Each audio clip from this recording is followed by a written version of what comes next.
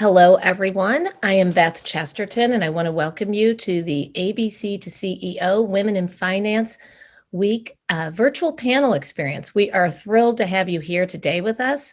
And I'm going to introduce you right now to our founder of ABC to CEO, Sharon Feeler. Sharon has had an amazing career herself before she founded ABC to CEO.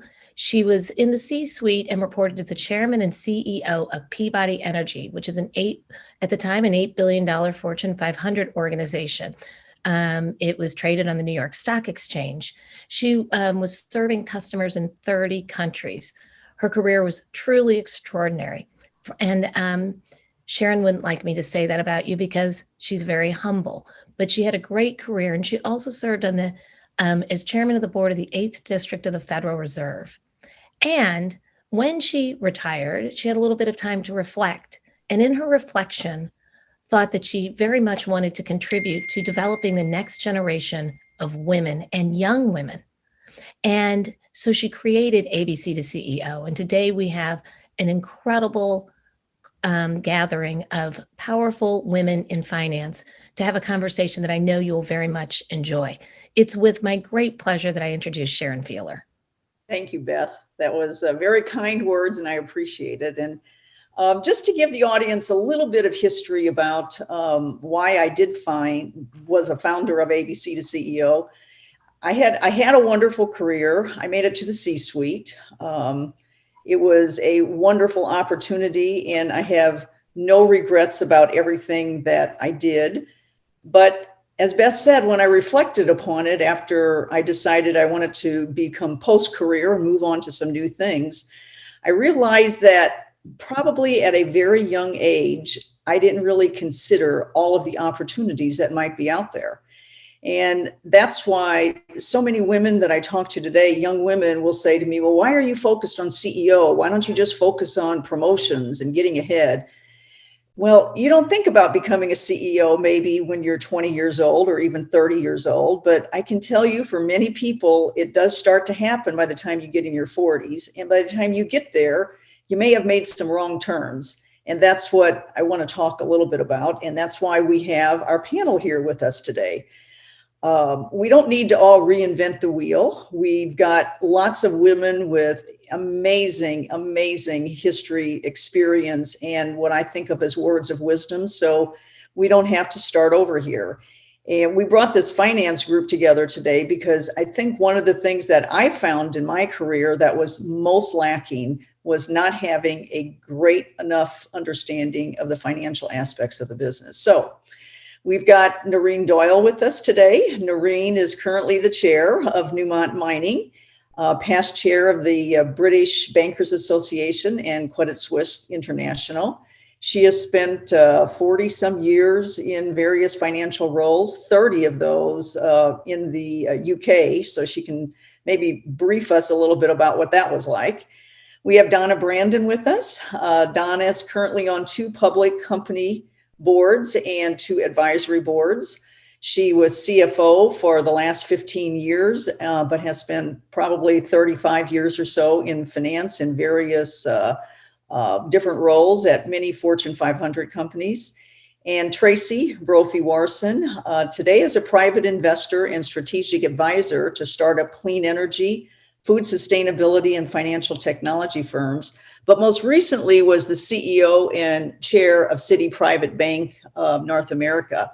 And Tracy has also spent 35 plus years in the financial industry. So we have got a lot of great experience here. So I think what we're going to do is we've got a few questions I'd like to ask our panel, and maybe we can have each of them respond to some of these questions, all of these questions. We'll just see how it goes. And I also want to remind everybody that if you have questions that you want to include in this discussion, be sure to chat and we will pick up those questions. So why don't we start off by how and why is finance important as part of a successful career, and particularly how might it be important to the path of CEO? And maybe Noreen, could I start with you, please, if you could respond to that? Sure, thank you. Yes, I'll use an example. As you've said, I'm the chair of the board of Newmont Mining and have been on that board for almost 15 years. My career was in finance, but our current CEO and the previous CEO both came up through mining operations. They had global operating experience in many parts of the world. But when they become CEO, one of the important responsibilities is speaking to the investors every quarter about our financial results. So although they were both trained as mining engineers, they had exposure to finance when they ran individual operations. And fortunately, both have had very competent CFOs, but really the CEO has to explain to the shareholders the mechanics, the underpinning of how the financial results evolve from the operating results. And so a knowledge of finance is very important to the CEO. And, you don't have to be a finance major to get there, but you have to understand the mechanics of your company. And that's one reason why we tend to put not only financial experts on our audit committee, but non-financial board members attend the committee as guests and are occasionally members of the committee, because that's the best place to understand the mechanics of a business that you may be new to as a board director. Wonderful. And I don't know of anybody of our panel here. Tracy, do you have anything to add to that? That was a good description of a CEO, really how it's an advantage to make sure you understand the financial perspectives. I'm sure you saw this a lot, and you were a CEO with this background. Yeah, I think Noreen said it really well. To have that level of understanding for a CEO role is very, very important, right? It's foundational. And I would just expand, I guess, on generally speaking, a path to CEO really requires running a P&L, running a business that has a P&L, and understanding that. There's many other career paths, marketing or HR, all kinds of things. But I really believe for young women, if they can get into a business where they're ultimately running a P&L, that's a great path to CEO as well. And Tracy, you might explain, we do have a lot of young women and they may not even know what P&L means. Can you explain that? P&L, that's very important. Profit and loss, really, running a business that has a revenue stream, right? And managing the growth of that business and the revenue growth, as well as managing the costs of running the business. So fundamentally, profit and loss is, the most important part of a business, right? Running a profitable business that grows year over year. So, and I guess having more profit than loss is a good thing. Yes, absolutely. Fundamental. Yes. And you bring up P&L. I have to tell you, because my background did not include the financial, even though I did have an MBA, and granted, I did understand some of these things. Understanding how important a role with having P&L responsibility is critical if you ever want to really run an organization. And that was one thing that I felt I missed, in my history, is not understanding the importance of it. So I think that's a great thing to bring up. Well, let's go into, so do you think you need a major in finance or accounting or economics or something like that in order to be able to kind of check this box? I don't know, Donna, do you have some thoughts on that? Check the box in the finance arena? Yeah. Do you need to major in it in school in order to be able to check the box to say, okay, I know finance now, I can move on to P&L? So let me just step back. I think, obviously my role was being a public company CFO, right? So I think that, initially you can get into a finance organization and be successful without the accounting and the economics degree and things of that nature. But I think over time, you really need to get that kind of experience, right? I think, and formal education is the best way to do that. My son went for a 5-year program for accounting. It's 150 hours now, credit hours. So the 5th year of the program, he took a look at it and found that it was very sort of theoretical, and instead decided to do a master's in finance and accounting. And I think that was a very important point in terms of integrating finance and accounting, because they are very integral to each other. And then when he went on to his MBA program, finance and accounting were behind him, and now he was focusing on technology, operations, planning and analysis, that kind of thing. And so you need to have sort of the basic fundamentals, in my opinion, and education is the best way to do that. But what I would just say briefly is I realize and I recognize that you can't always get formal education in these areas and broaden your skill set in finance.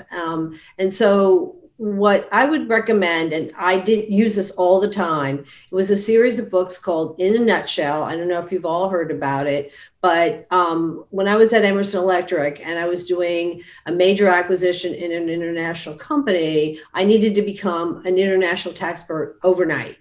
And I knew that I couldn't go back for an educational program to accomplish that. So what I did was I got a bookshelf in a nutshell book on international tax, read it over the weekend, and then was able to learn enough to ask the tax department questions. I wasn't an expert, but I can ask the right questions. So I really think you need to think about a progressive degree in finance, whether it's CFO or senior executive in finance, as having a broad-based exposure to a variety of different areas.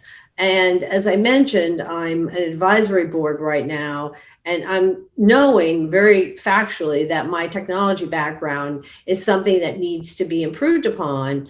And, so it's a constant educational process. And I'm doing that in one of 3 ways. And I'll just briefly mention it. Obviously, I'm taking classes. That's probably the best way.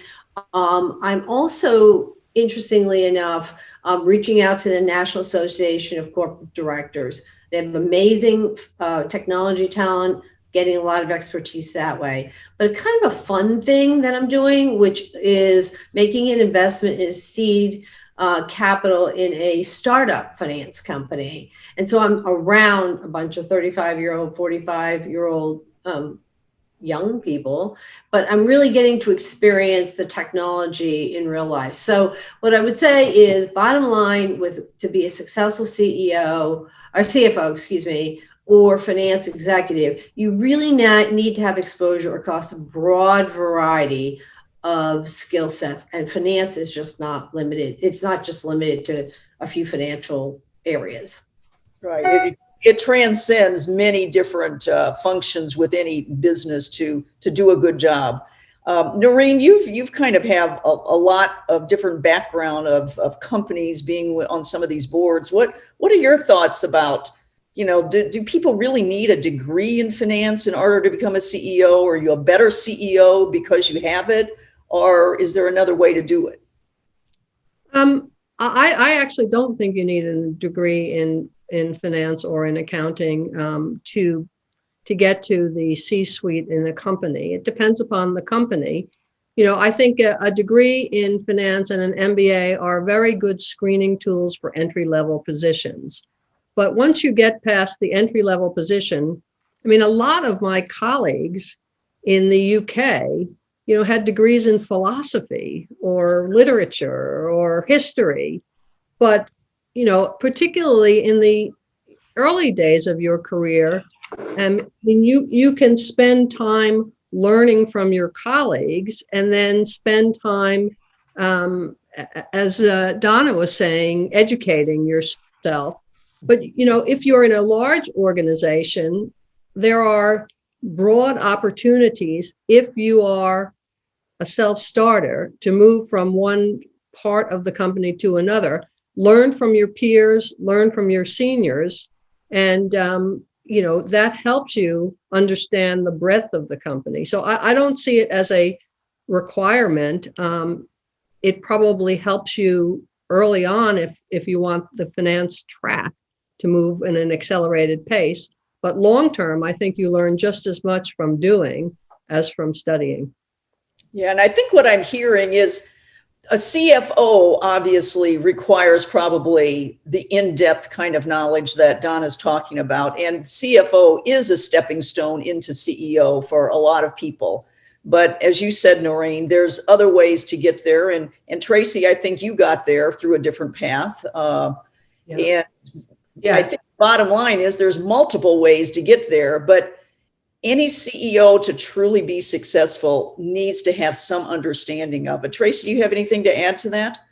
Well, I would just, I think I definitely did not have a degree in finance. I had a degree in French. And then my father said, that's not going to get you anywhere. So I got a degree in business administration as well. So business admin and French. Undergrad, wasn't an Ivy League school, never got an MBA. I just think it's an important point because sometimes I hear young people say, oh, well, those Ivy League people, they just get the path, right? I didn't have that. It was University of Minnesota, Duluth, and business administration and French. And then I think the rest was well said by Donna and Noreen around the learning, just getting in there and learning and, ultimately getting management responsibilities, which then taught you leadership. And then a lot of people today spend so much money on, workout coaches or classes. And how often do you spend money on yourself to refine your own, leadership skills or maybe their accounting skills, whatever, like Donna's doing so well, just kind of pursuing all these other ways to educate yourself. But I remember a turning point in my career when I did it was called Leadership in the Future.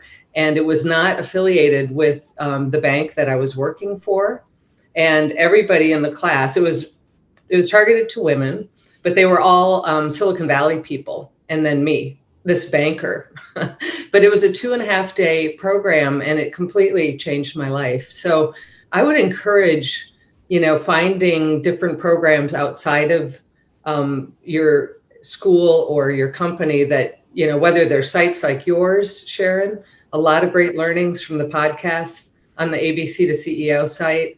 And just there's all kinds of ways to learn and grow, but then also being in the mix there is, as Noreen said, where you learn from your colleagues. And there's nothing like experience, right? And it's hard to accelerate that part of the learning, but those are some thoughts. Yeah, and I think the other thing that I've learned through the podcast that we've done with a number of CEOs is that many of them were quite surprised on the path they took to get to CEO. Many of them then said, you have to keep an open mind. Sometimes, when you're 30, 35 years old, you have this vision of how you think you may want to move ahead, when in fact, sometimes the path you take to get there may not be expected, but it provides you with all of this wealth of experience that somehow, someday, you once again look back upon and see, wasn't I lucky to get that experience? So, but I think finance is one that probably, as I used the word earlier, it kind of transcends most businesses. If, we're all here to provide a service, to make a product, to do something. And unless we can do that in a manner that makes money in the end so we can continue to go forward, it's not a business that is always viable. So what about, yeah. And I pick up on one of the things you said because it resonated with me. When I was about 30, I was working for a New York bank and had been there about five years and said I was willing to move out of New York, which I meant London or Paris. And then I got called into my boss's office and said, we have this great opportunity for you in Houston, Texas. I'm a New York City native. I was like, what? But you're young and you're kind of ambitious. And if you say no, they remember that. So I went and I got into the oil and gas and mining business through that opportunity, which for the rest of my career, although it was in financial services, I was involved both at Bankers Trust and then at the European Bank, and now on the board of Newmont Mining in that business, which if I had said no, Right. It was important to where you are today, as it turns out. Absolutely. You know, Absolutely. you bring up something that we hadn't really thought about, but I think all three of you have had a number of relocations or major relocations in your career. Can you just, most people sometimes think about, okay, I'm situated here and I love it here, and this is where I'm going to make my career, and I'm going to keep moving up the ladder. Why don't you just, Donna, you've relocated a number of times to a number of companies. Just speak to for a moment kind of how you felt relocations, being open to them, was important for the advancement of your career. Well, first of all, I did relocate, but not in a formal way. So my home base was still the East Coast, and I would get on the 6 a.m. flight to wherever, and mostly Chicago when I worked for the CFO of Equity Residential and the Sam Zell organization.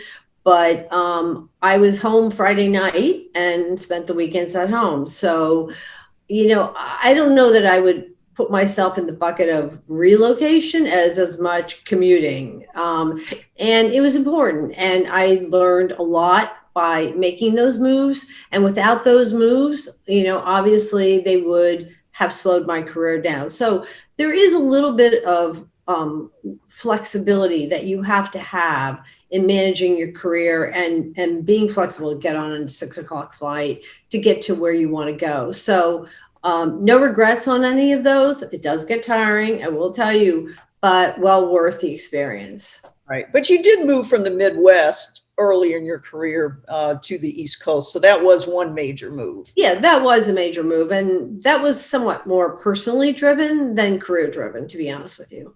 And Tracy, you've kind of moved coast to coast, if memory serves me. You found those moves to be important to your career.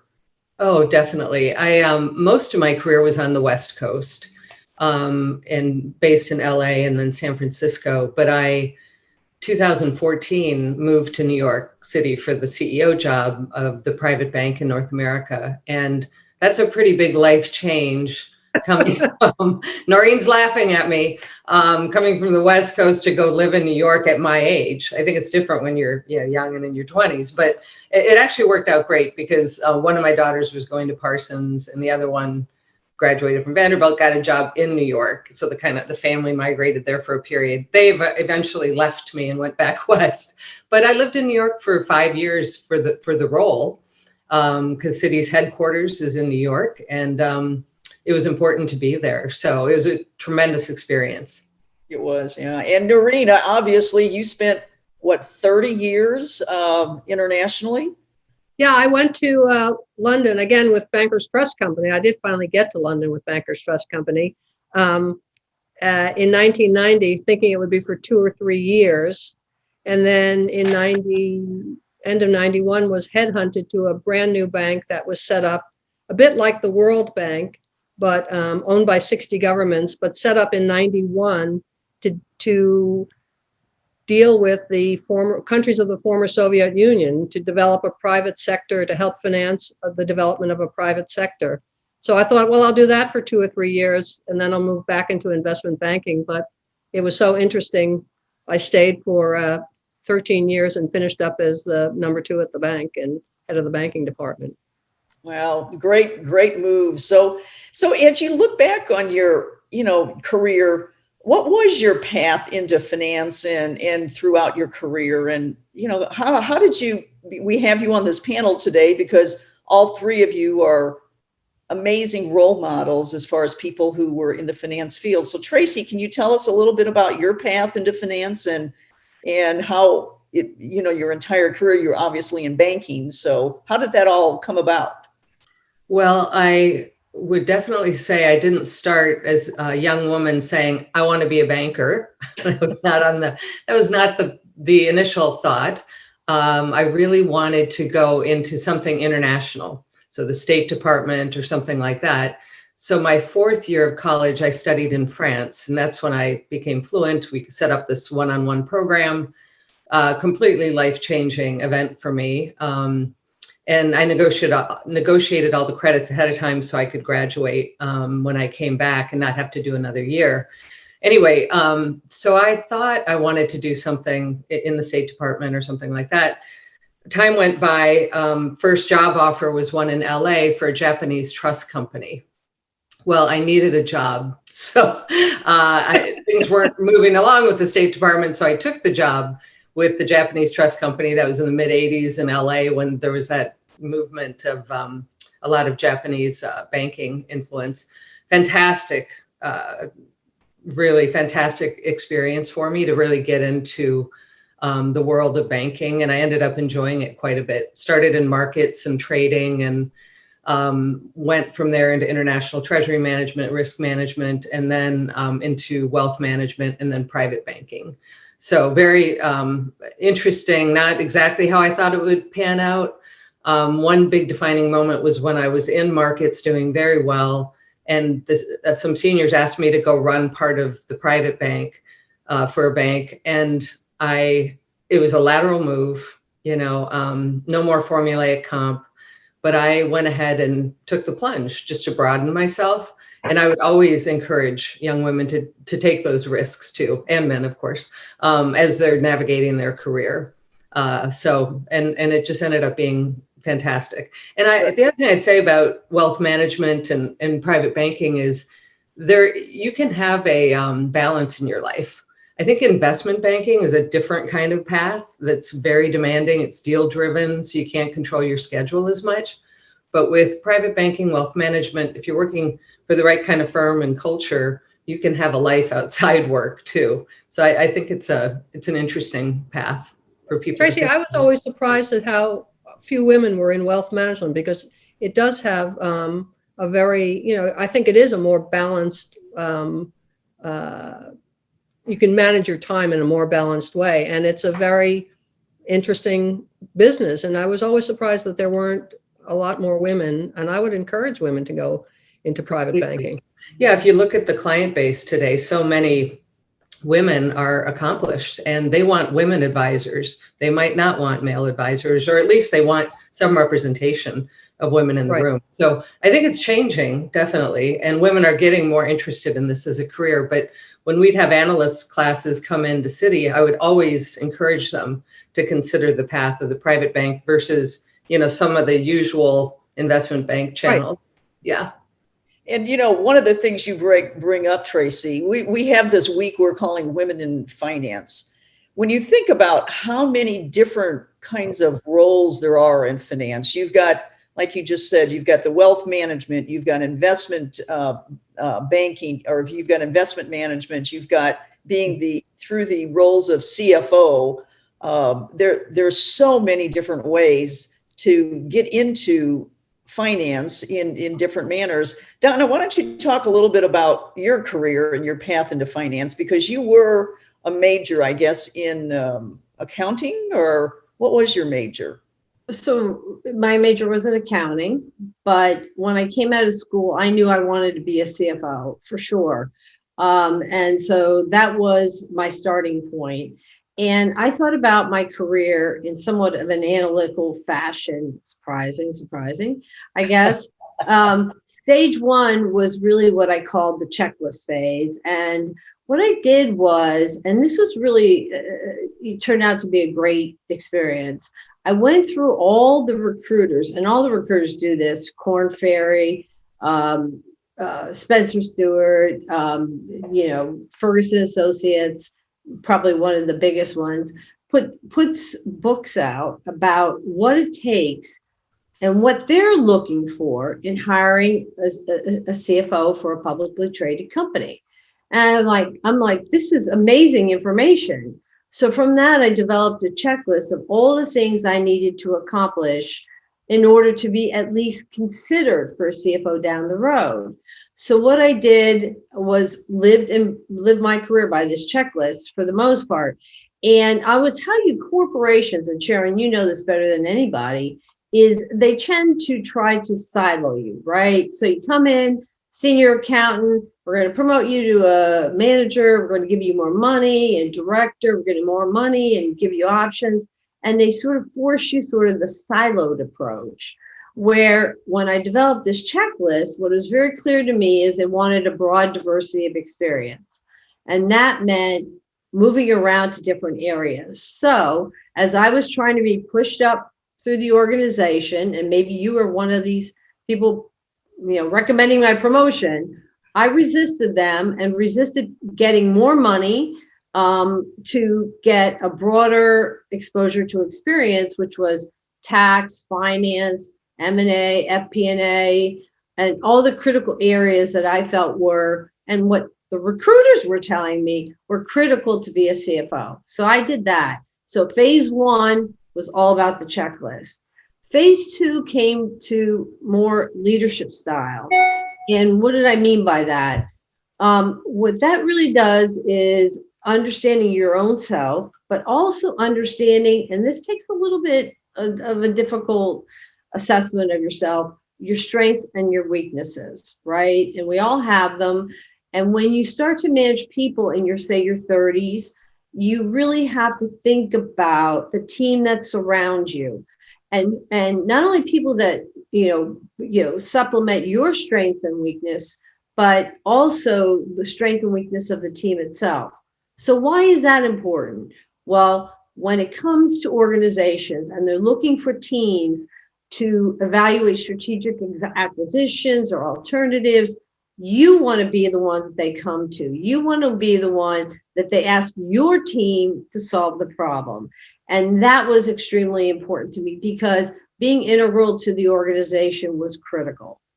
Then stage 3, which I put into like the more softer bucket, but also they overlap a little bit, right? And realistic, when you think about it realistically. But this was more about developing relationships, looking for mentors for myself, and also being a mentor for others.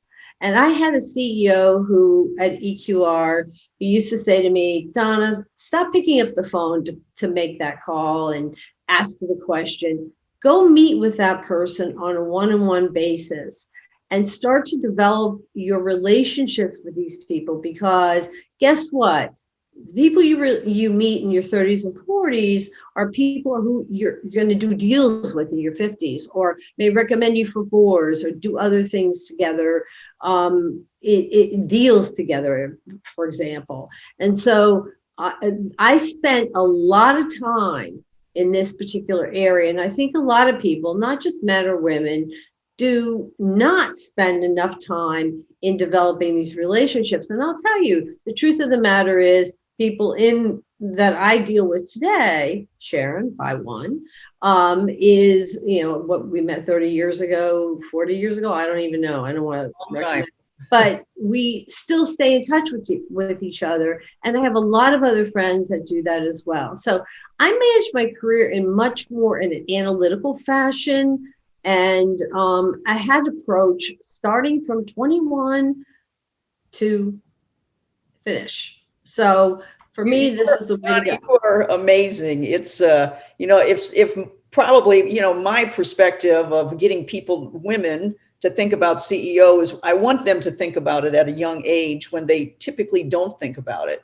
So you have, we're going to put your approach down on paper here for more people to follow. Noreen, do you have anything to add to that? Yeah, I just want to add one thing to that, because what Donna has said reminds me that,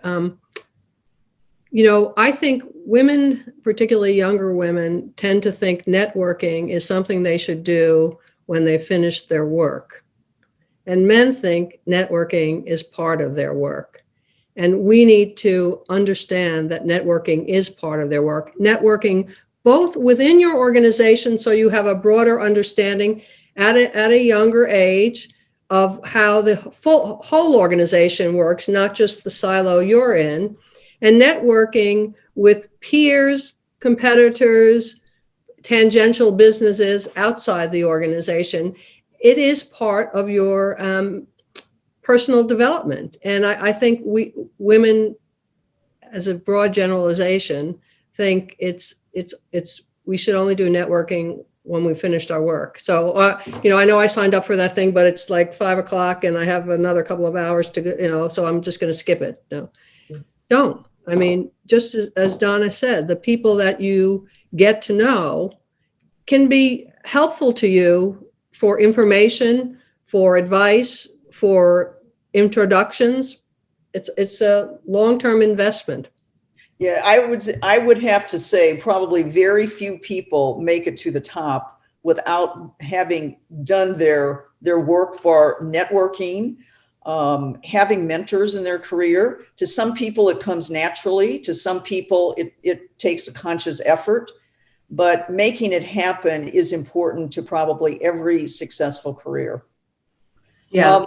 What Sure. about, yeah, Tracy? I was just going to add, to emphasize the point, building relationships is so important, and the networking component's great, but I think building relationships within your own organization. There was an interesting white paper years ago about why women didn't move up as much. And a lot of it was because they kept doing, they were doing their job. And as Noreen said, if there was a, cocktail event at 5, oh, nope, I got to finish my work. And versus, stepping back and using some of that energy and time to build relationships, because people promote at the end of the day who they like. The skills are important, all of that's important. But if they see, somebody that just isn't relatable and is out there, there's no human connection. So I think to the extent you build relationships, it's so important. And the seniors often want to be mentors. They want to support people. So don't be afraid to, ask for that and build those relationships. And just in terms of large organizations, as Tracy said, in the promotion discussions, because I've been in them, if your boss thinks you walk on water and proposes you for a promotion, if there aren't a few echoes around the room of other people who know you from the gym or worked on an ad hoc project with you or served on a committee with you, if you don't have that echo in a big organization, it's much harder to get promoted. So I think that's exactly, Tracy, I agree totally. Yeah, and having sat, as probably all of us had, at the table when you're doing employee development activities, the more people that know who we're talking about, and particularly if you're doing a great job, the more support you get, it does amazing things to your career. So I'm glad we had a chance to talk about that. Yeah, and if I could just add one more thing on that. Sorry, this is passionate part. I think just to emphasize, when we would do managing director promotion discussions, we would sit around the table in London, and the question would be, does everybody know this person? And maybe there's 14 people at the table. So literally, and if only 2 did out of the 12, then sorry, come back next year for this candidate. Okay, so it's that important. Yeah, good advice for our audience is the networking and finding mentors, and it doesn't just fall in your lap. You got to make it happen. So being proactive there. So let's just let's kind of change gears a little bit. So did you find anything surprising about your career in finance that young women today might say, "Oh, I didn't know that"? Is there any little piece of knowledge you want to kind of share that you found surprising about your career? I don't know who has kind of an opinion on that. So maybe it's not surprising, but if I had one thing to do over, I would have had an infusion of self-confidence in my early 30s. And I discovered later in life that you can actually develop confidence by practice. And it's a bit like acting. If you project confidence, even if you don't feel it, it begins to be a comfortable state. It's like learning public speaking. The first time you do a big speech, you're really nervous, but the more public speaking you do, so the more you project confidence, the more confident you will become. And that projection of confidence is very important to moving into senior roles. So if I had one piece of advice to women in their early 30s is pretend you're confident. I mean, I know it sounds kind of weird and you'll feel uncomfortable, but if you project confidence, you will become confident. Right. Right. I used to advise people just in general all the time. When you go into a meeting, sit someplace. Now, don't take the seat of the head person. Make sure you don't take that seat, but sit someplace where it shows you want to be involved.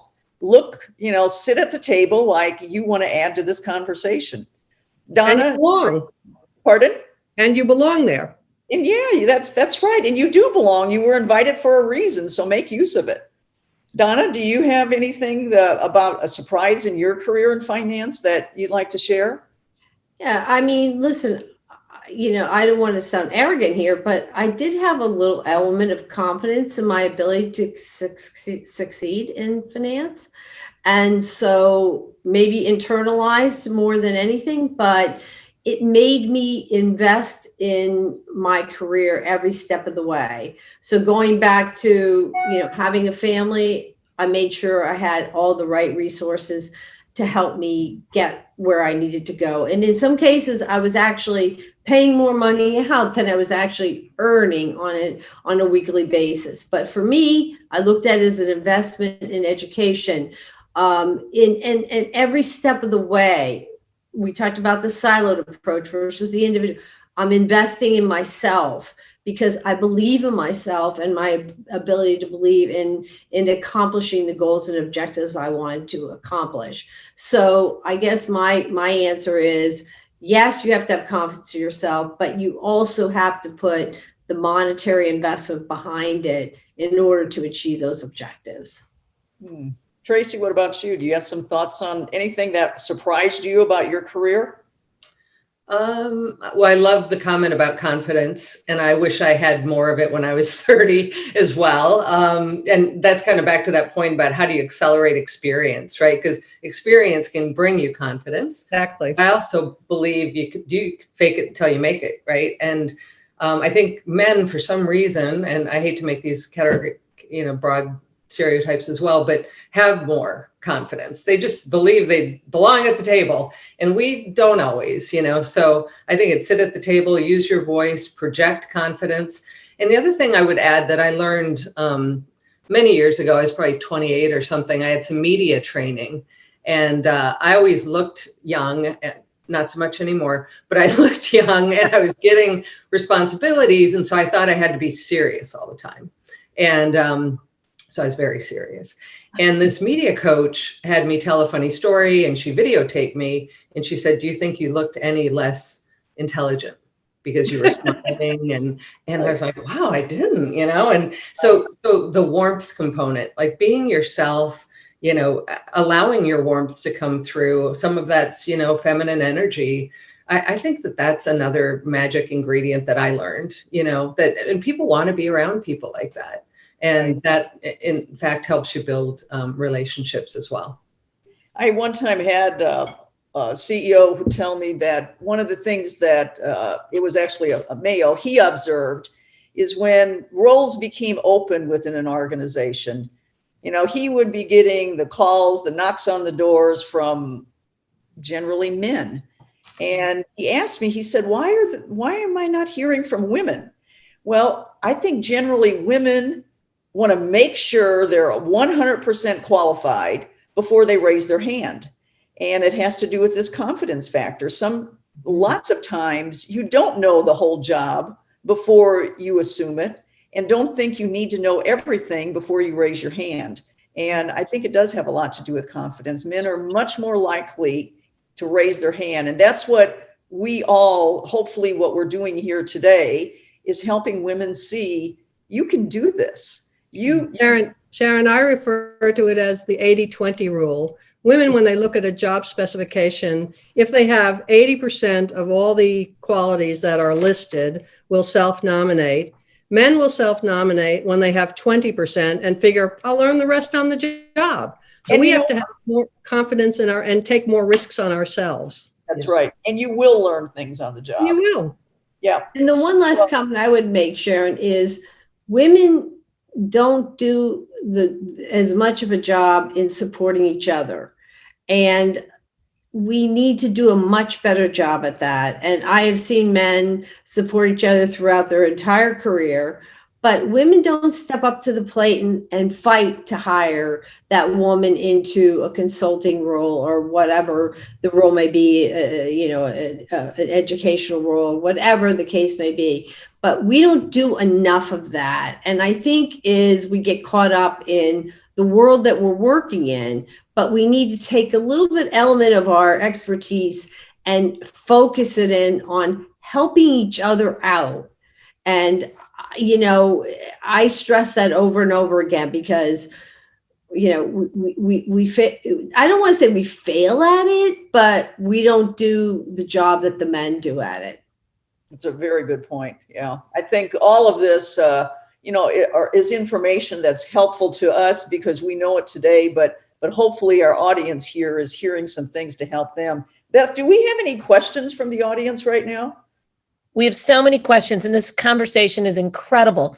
And there's a lot of chatting happening on the back channel. I'm even receiving texts. One of the people has asked, and you're sort of answering this already, how is it great to be a woman in business? What are the advantages? If anybody wants to chime in on that. Another question is, what are the efforts that you've made or that you think can be made to bring people of color to the table? And then we have a couple of very specific career questions. So I'd love to take the one about people of color. Can I take that? Sure. Yes. And I also see this, I just want to emphasize, I love this from Haley. She thinks that the idea of women helping women is changing and more women are helping each other. And I totally believe that. I think the generation,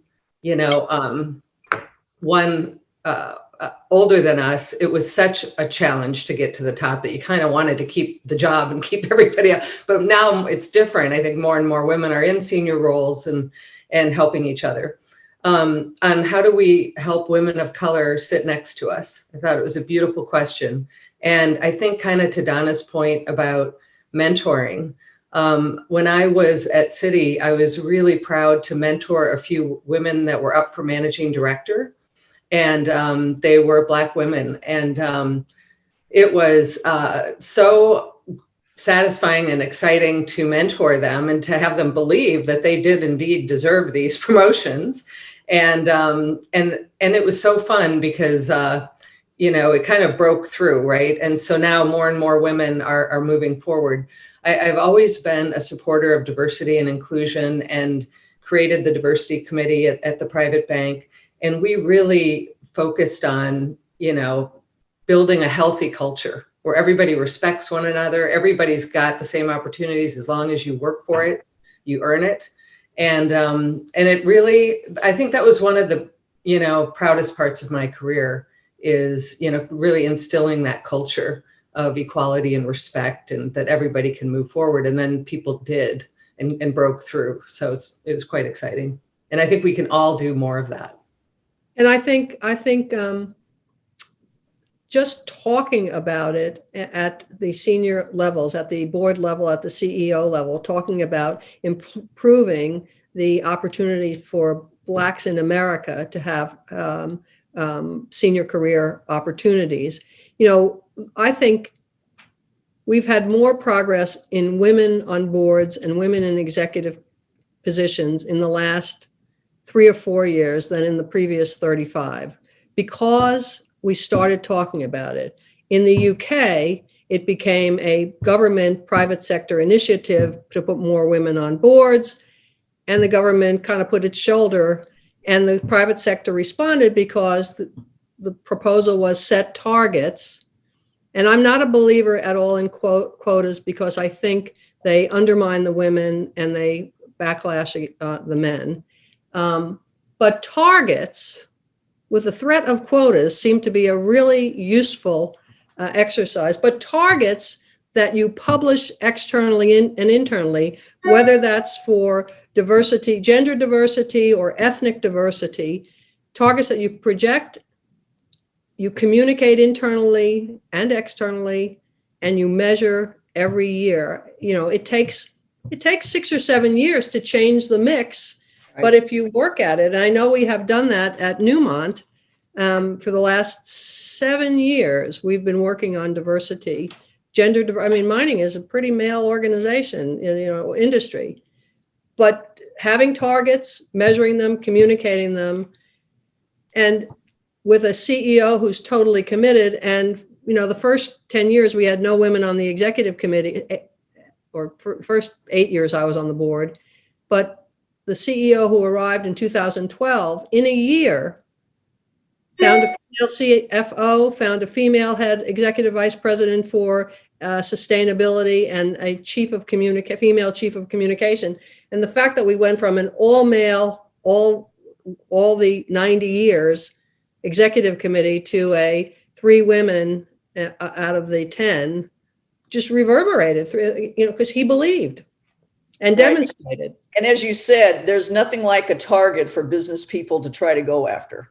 People do what they're measured on. Absolutely. I mean, we talk about it all we want, but until we know exactly what we're going to be measured against, it's. And I can tell you from my experience in the financial services business, it was only about 2 or 3 years ago that diversity showed up on the executives' compensation scheme.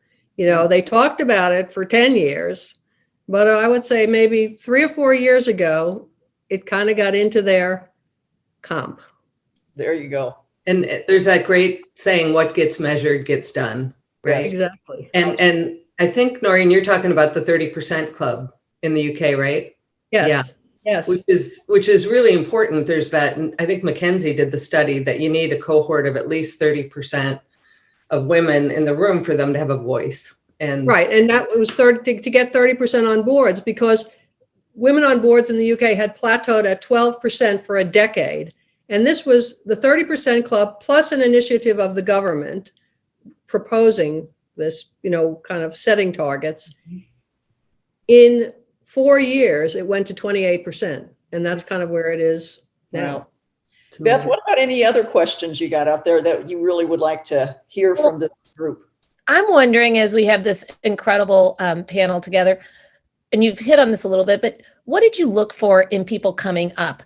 Like qualities in them that struck you as, this is an interesting person. I want to invest in this person. Anything come to mind in that way? Yeah, when I was recruiting, I wouldn't really look that much at school, because maybe I didn't go to a fancy school. It wasn't as important. It was more experience and just the way they showed up. I always really appreciated people with energy and optimism and, alignment with our vision and mission and what we were doing. But the people that I saw really excel were hardworking, very positive, lot of optimism, and then real alignment with the company vision. Really wanted to be part of this team. And those were the people that I always enjoyed. Those were the attributes, I would say, that I would look I would agree with that, Tracy. I would add one more. I think optimism is very important, and curiosity. People who are curious not only about their content, but about the organization, about the industry, about the area they're working in. Mm-hmm. Fantastic. Donna, you have anything that you look for in people that are going to be working on your team? Yeah, I do. Obviously, intelligence, tenacity, hardworking. Again, diversity of experience is very important to me. And I've been extremely fortunate, and I don't know how, but people that have worked for me in one organization have followed me across the country and worked for me in other organizations. So this goes back to maybe I did hire the right people, and maybe I did form the right relationships, and maybe I did give them the exposure that they wanted within the organization, because I'm all about teamwork. And so for me, I was fortunate to have this sort of trail of people follow me to different roles. So, I feel sort of general success about that as well. And these people are still great friends of mine. So that's what I would say. Yeah. And, one thing I would add, because I obviously was involved in a lot of recruiting, is there's something called fit that we don't always talk about a whole lot, but sometimes you can hire somebody that seems to have everything, but in the end, everybody has to feel comfortable with being who they are in the environment they're in. And we know companies have personalities, and sometimes this personality comes from the CEO, it comes from the board, it comes from whatever. But I always find that you need to make sure you feel like you can be who you are naturally in a setting, so you don't have to constantly be looking over your shoulder. Did I say the right thing? Did I say the wrong thing? It has to do with fit also, and sometimes that can be difficult. Beth, what else do you have there that we might Well, want to? I'm looking at 4 very accomplished women here, and you all have had such tremendous success. And I ask you, what inspires you today? What kind is it? And you're still very involved in making an impact. What inspires you, or what moves you, or what impact do you want to make? So I'm towards the end of my career. I will retire from the Newmont board. I'm very interested in girls' education. I sit on the board I went to a girls' Catholic high school and girls' Catholic university. And so I am interested in promoting women's education and encouraging women to take opportunities that they probably didn't think they had, or they didn't think they had it in them. So that's where I'd like to spend my time when I'm out of the corporate world. Fantastic. Tracy, you have anything to add? Sure. I mean, for me, I'm really focused on aligning to companies with purpose on solving the world's problems. But my 2 biggest areas of focus are equality. And I love the country's focus on racial equality. I would just broaden that to equality, because I think there's still work for women to be treated equal in our country. So equality and climate change, those are kind of my big areas that I'm focused on today. And how can I make a difference? But on the topic of equality, it's how do we lift everyone? Yep. Yeah. Donna, what about you? Is something on your mind? Something definitely about equality and diversity and is critical, but honestly, I still love to work, and I work pretty close to full time. So right now, that's what I enjoy the most. I enjoy the intellectual stimulation and, doing things that you ask of me and others on the side, but really working hard and still continuing to be in the game, if you will. Right. Sharon, there's one more question if we could ask it. Yes, go ahead. And then we'll make this our last question. This just got chatted in from somebody who I know pretty well, who I always say she has CEO potential. She's really a momentum maker in her field. But she wants to know, and you hit on this a little bit, Noreen, and everybody commented, but if you could speak to your former self, your 20-year-old self, your 30-year-old self, what would you tell her?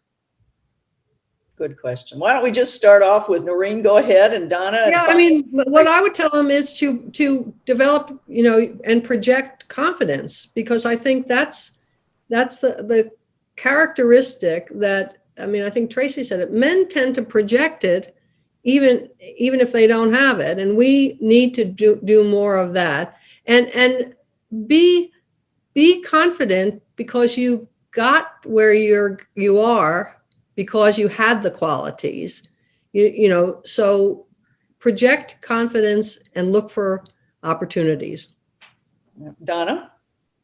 Confidence wasn't my problem or issue, but for me, if I had to go back and reallocate my time that I spent in my career, it would be spending more time on the relationship side and mentoring folks to get ahead.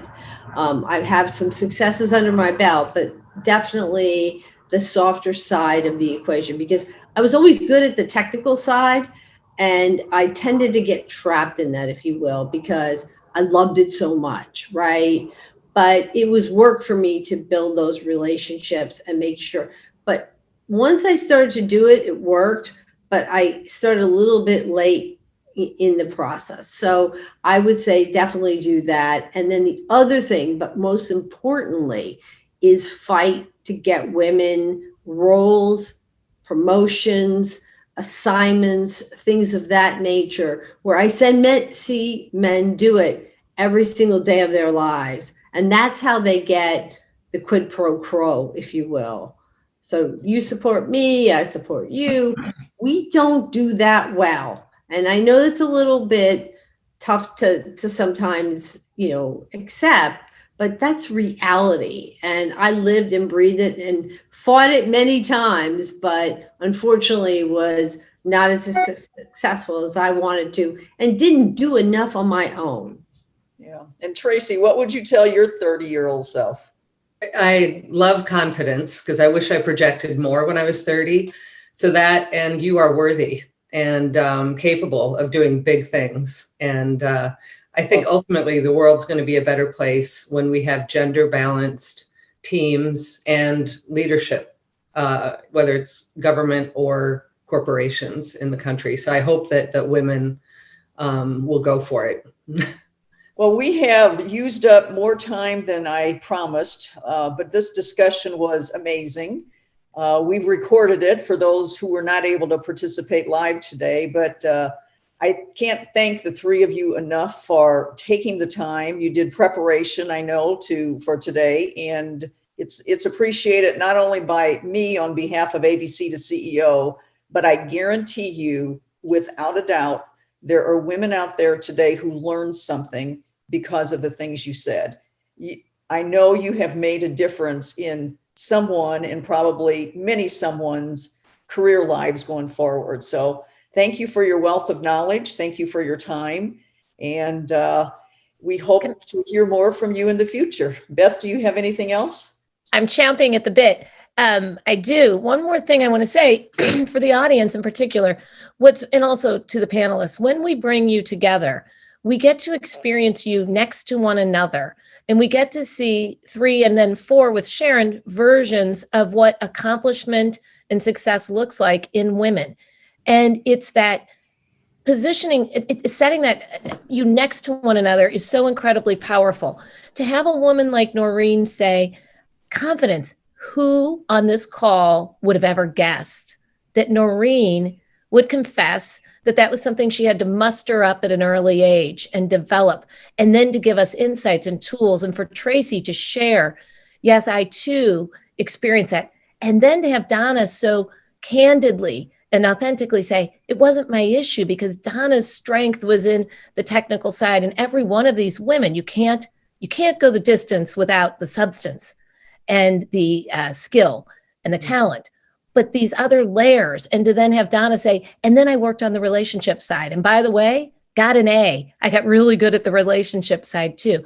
But to see you all next to one another, it's such a gift for the recipients. And I want to encourage everybody on this call, follow us at ABC to CEO. It's the word two, T0, T-O, ABC to CEO on LinkedIn, Instagram, Facebook. We will be sharing bits of this video, quotes, insights, wisdom, podcast. And we have a podcast channel on iTunes and much, much more. And thank you, women, for being here for us today to share your wisdom and insight. And thanks to those of you who are here listening. We so appreciate you too. Thanks, everybody. Thank you for inviting us. Thanks, Sharon. Thanks. Bye, guys. Have a great day.